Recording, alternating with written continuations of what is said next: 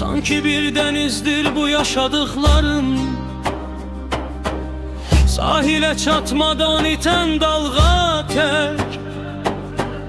Sen de bir parçasısan bu uzakların. Ney kazanırsan her gün kaçmakla, ruhun doymur axı kapı açmakla. Kimin hekayesi, kimin yalanı, tapmadın itmişten geri kalanı. Zirveye kalkanda tek kalacaksan, unudur başağıda seni yananı. Hayat bir sehnedir, perde ise dar. Geden de yanında neyin kalar ya? Heçliğin ek sedası, taşın yaddaşı var. İnsanın yoktur, özünü kütlenin içinde itirip çoktur.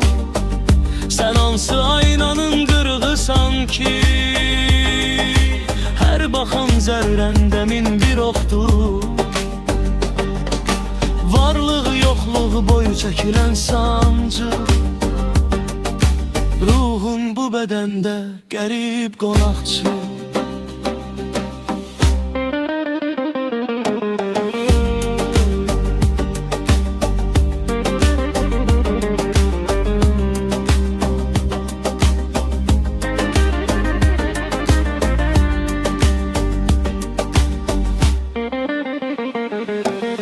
Zaman bir daire, sonu evveli.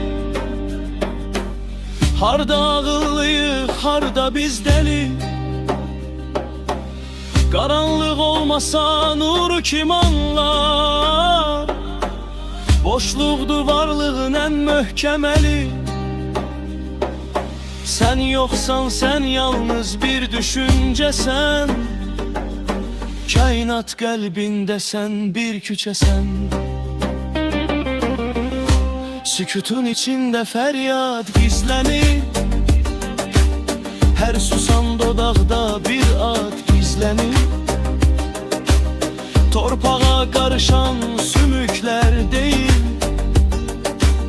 yaşanmış ömürden bir dat gizlenir. Oyan ki yuxuda, yuxu görürsen, özünü bir hayal kimi hörürsen.